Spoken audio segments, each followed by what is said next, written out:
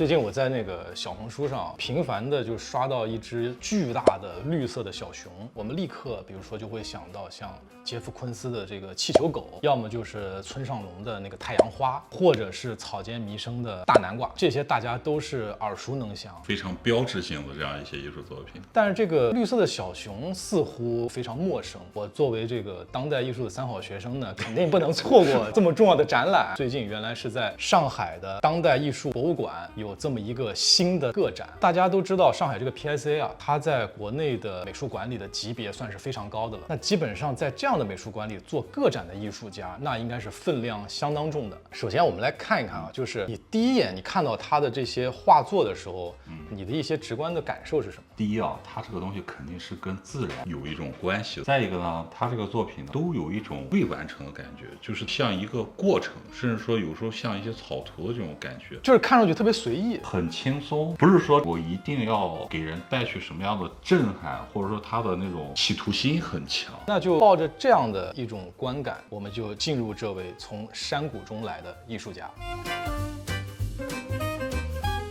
这位艺术家呢，叫做法布里斯·伊贝尔，他是出生在法国的旺代省。他的父母呢，就是牧羊人的职业。那这个牧羊人呢，我们之后也会提到。法布里斯·伊贝尔呢，他最早其实就读的是商学院，在商学院里面学的数学，中途他就突然被艺术感化了。他忽然就觉得说，跟数学的这种严谨相比啊，艺术似乎是更自由的。他要去寻找他的自由，于是他就放弃了商学院的数学系，考入了南特美术学院。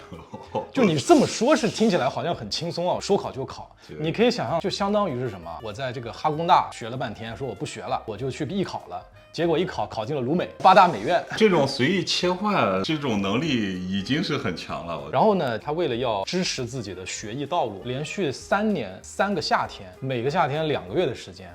他就疯狂的去画水彩画，总共呢卖出去了3000多幅，然后用这些水彩画赚得的钱去支持他的学业。从这个时候你就看出来，伊贝尔这个人啊，他其实是有很强的商业天赋。我们讲他这个卖画赚学费这个事儿，就让我联想到我们之前一期节目讲这个安藤忠雄，他也是啊，在学建筑期间囊中羞涩嘛，所以他就打拳击，靠比赛赚的钱去支持他。哎，有段时间好像拳击在日本是非常流行的，因为我前段时间我看了一个日剧，叫做《宛如阿修罗》，里面的有一个男性的角色，他就是以这个拳击为生，真的也靠拳击成名，成了一个体育明星吧。然后另外我们之前还有一期节目讲那个张克纯的时候，也提到最早也是做乙方嘛，给人做室内设计。但是呢，有一些人就比较幸运，历史上像现代绘画之父保罗·塞尚，那他就是他的父亲是个银行家，他就继承了遗产，走上了艺术道路。但是你觉得也很奇怪，就无论说你没有一个坚实的经济基础，还是说你的家境优渥，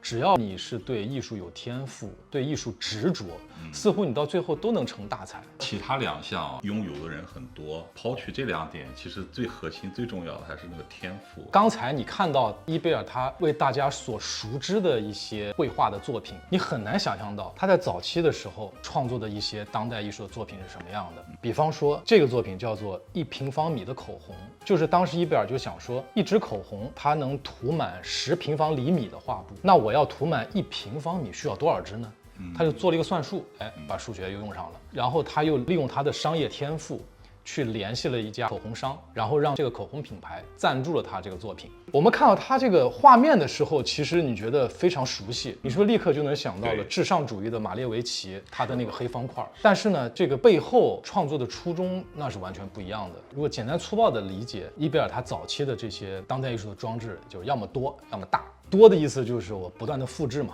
我1平方厘米的口红，我把它复制10遍、100遍。要么大是怎么大呢？我们就看他下一个作品，他当时呢想要做一个自画像。说到自画像，我立刻想到的伦勃朗他的那个自画像已经是出神入化了，而且是他众多作品当中的集大成。梵高的自画像呢，又画出了另外一幅景象，就是他已经脱离了画像的本身了，他带入了很多情绪啊，带入了很多精神上的一种表达。要么像培根的自画像很野蛮，要么就是说像安迪沃霍，他的自画像吧，都不能说自画像，自拍已经就是打开了一种新的艺术语言的方式了。那伊贝尔他的自画像是什么呢？他做了一个重达22吨的巨大的肥皂，作为了他的自画像，就是完全没有他自己的影像，只是一块肥皂，只是一块巨大的肥皂。那这块巨大的肥皂呢，依然发挥了它的商业能力，他就跟一家马赛的肥皂厂去合作，帮他完成了这件作品。那为什么他要用一块肥皂来成为自己的自画像呢？其实他是作为一个数学家的思维方式，一个量子态的存在是无法被彻底掌握的。他通过一个能拿在手心里的肥皂，变成了一个你完全无法掌握的巨大的体量的时候，他就用这么一个简单的方式来表达他对自己的一个认知。你从他早期的时候，你就能看出来，当代艺术的领域已经被他玩得很明白了。而且你要知道，我们刚才说到他那一副1平方米的口红，他在做那幅作品的时候才年仅19岁啊！想想我们18、19岁的时候，就还在接受这种最基础的教育啊，怎么画素描。我们在艺术教育这方面确实是有一些滞后非常严重啊。仅凭一个概念、一个想法，我怎么去通过我自己的手段去实现我的作品，这其实才是一个艺术家很核心的能力。你刚才提到的教育之后呢，伊贝尔跟教育也会产生一些联系。伊贝尔他把数学跟艺术用了他商业的手段，做了他的解题的方法。那我们看他怎么一步步把商业再往前推进，这就要看到他的另外一个作品，叫做伊贝尔大卖场。简单来说，他就是在一个巴黎的美术馆里面开了一家超市，但这个超市呢，从他有这个想法到最后实施，其实是一个庞大的工程。与其说伊贝尔他创作了这个作品，不如说他是进行了一次创业。他甚至为了这个作品，他开了一家公司，注册了一家名为 UR 的公司，全称是什么？Unlimited Responsibility， 就是无限有限责任公司。那他在做这个作品，他首先要完成3个目标，一个就是他要去参与支持一项特殊文化意义的艺术活动，第二，他要在一个传统的艺术场馆里面，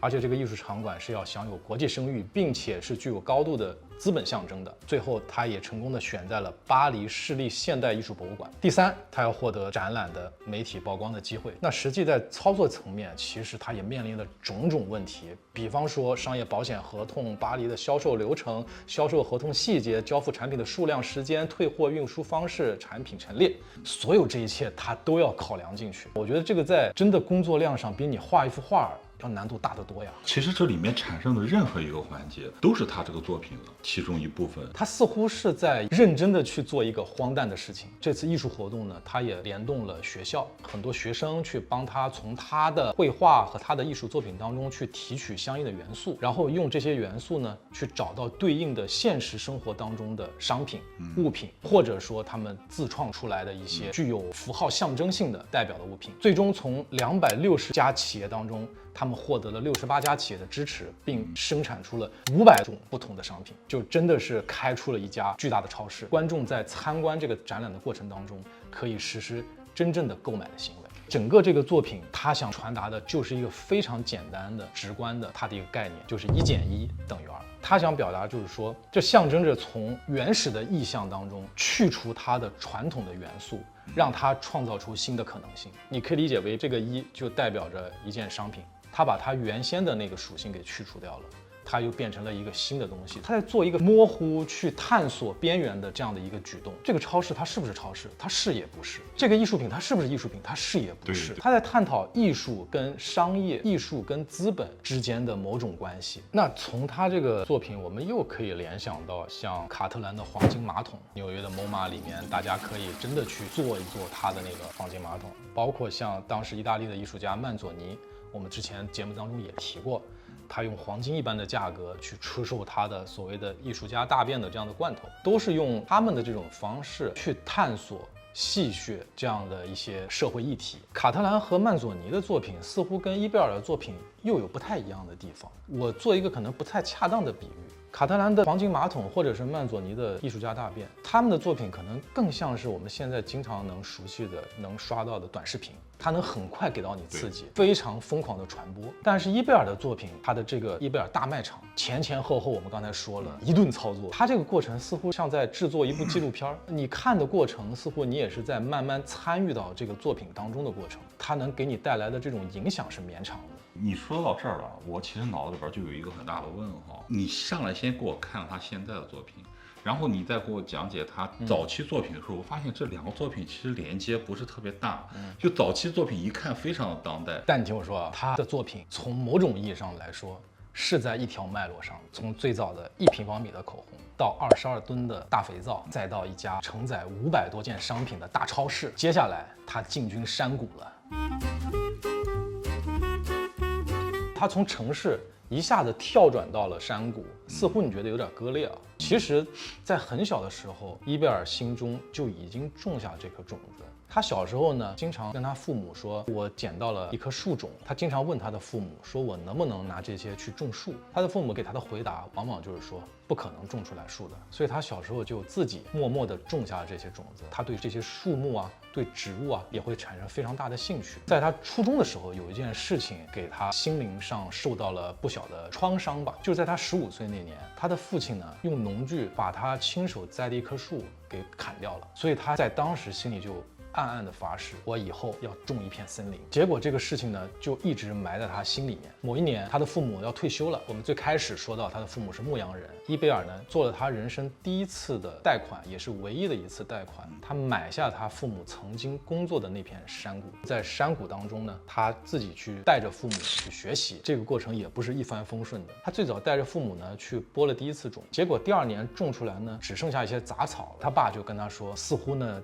我们这个想法是不太可行的。结果他不放弃，伊贝尔他一直有这么一个心态，他认为没有什么事情是不可能的。于是他自己发明了一种离地的农具，他自己实验又种下了一批种子，结果他就播下了30万颗种子，经过了10几年的时间，最终长成了10几万棵树木，形成了一片森林。这个过程其实也是他的一个创作的过程。他以大地为画布，以种子为颜料，画的走向也是不可预测的。那在他眼里，这个种树的行为变成了一种景观绘画。所以就像你说的，1减1等于2，它是种树也不是，这是片森林也不是。你按照一个传统的角度去看，那种树就是种树，但是在艺术家心里边，对于他内心的世界来说，意义是不一样的。刚才说他整个的这个山谷变成了他的一幅景观的绘画，这只是一个比喻嘛。真正回到他作为艺术家本质，伊贝尔的绘画到底是什么样子呢？首先很直观的来看啊，他在画画的时候呢，经常会用到一种炭笔。这个炭笔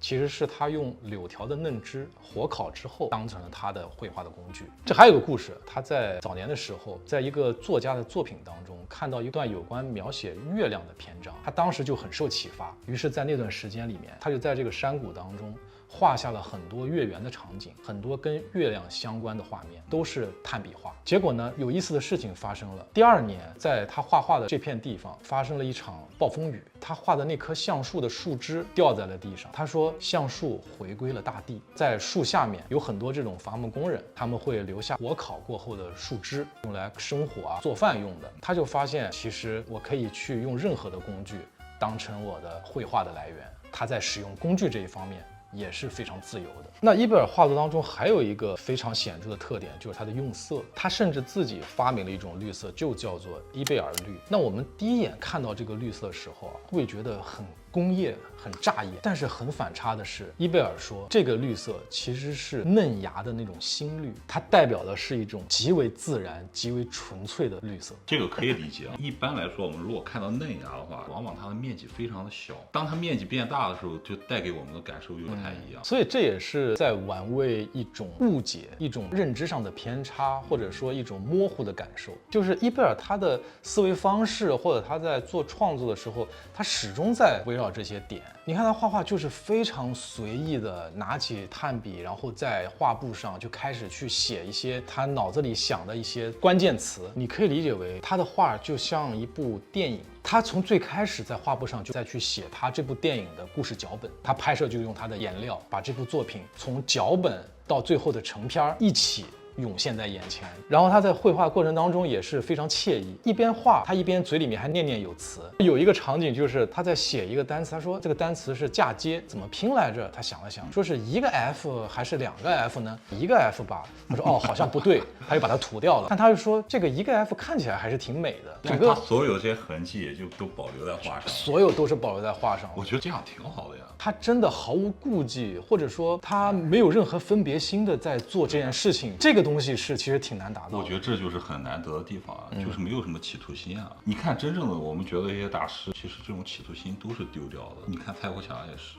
就是他到最后现在做作品，觉得我就是像少年一般，在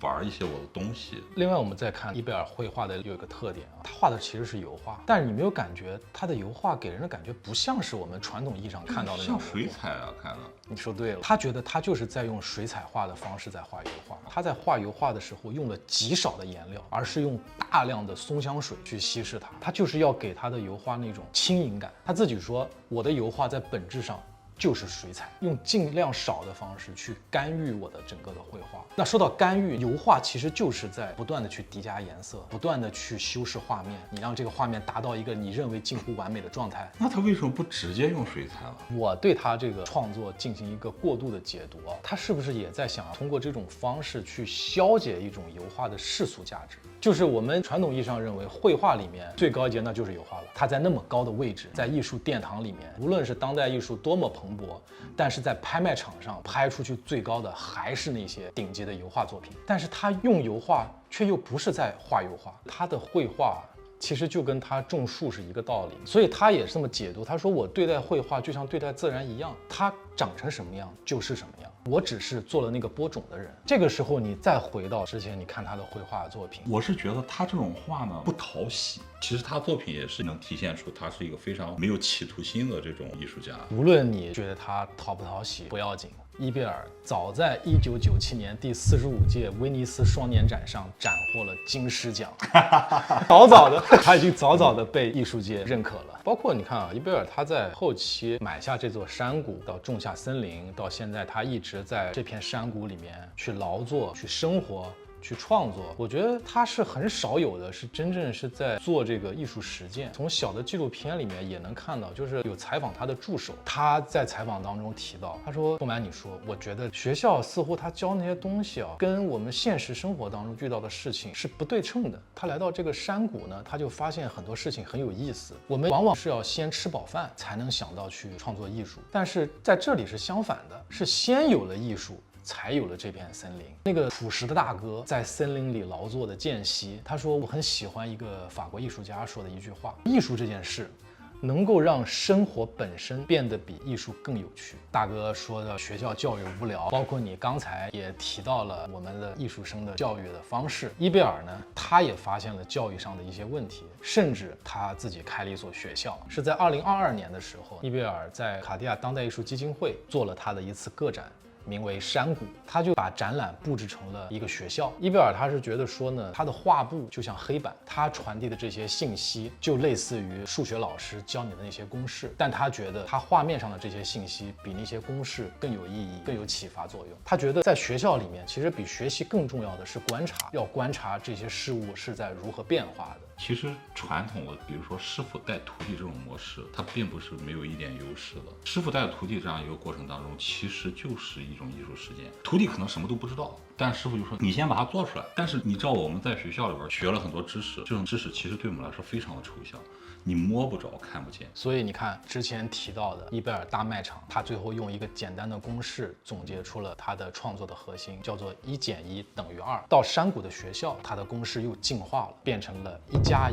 等于1个鸡蛋。怎么理解？我觉得就是说换一个角度看待问题的时候，你的世界就开阔了。1+1等于几这个问题提出来的时候，你的思维第一反应就是它是一个数学公式，我要给到的是一个数学答案。但是伊贝尔的解释说，这个题甚至它可以都不是一个数学题，它就是在用很多方式去消解。我们刚才不断的提到，它去消解自画像的意义，它甚至去消解油画本身的意义。到这里，他觉得我们的思维方式如果变得灵活起来，我们如果像水一样流动起来，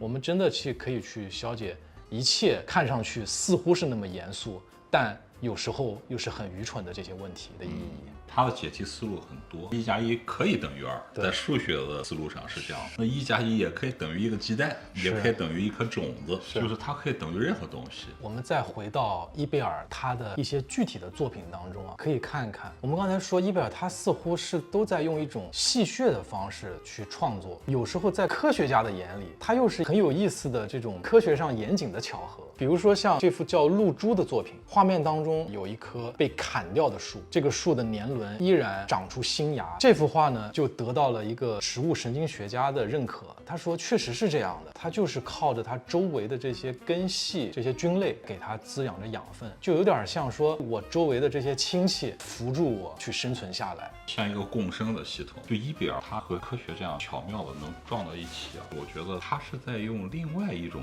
方式去解释这个世界。包括像这一幅巨幅的创作，伊贝尔他说呢，他经常是会自己先想象出一种树种，他画完以后再去现实生活当中去找相对应的这棵植物是不是真实存在的。很多事情它是反过来的。然后他在这幅画当中呢，树根是在上面的，就等这个树是反着的。但是呢，这个植物神经学家却说呢，你画的这个树很有意思，因为确实树根是树的认知端，相当于人的大脑是在下面，而树的生殖端就是它的那些枝果实是在上面，树跟人是完全相反的。而且古希腊人他们就形容树就是一个倒立的人。这一幅作品呢也很有意思，伊贝尔他画了一个球状的造型，上面呢就是很多培养皿，培养皿里面就长出一些新芽，长出一些像树枝一样的东西。这幅画呢创作的背景就是在2021年，也就是疫情发生1年之后，这个植物神经学家就提到说他很喜欢这幅画。当时伊贝尔的第一反应说，是不是因为我画的这幅画像一个病毒，它非常符合当下的一个情境嘛？他说不完全是这样。在2020年有一个数据让他非常震惊，全球的人造合成材料的总重量已经超过了这个地球上所有自然生物的总重量。我们现在的这个星球其实已经不是我们原先认为的那个地球了，甚至我们的人可能都是一种新的物种了。这种变异的概念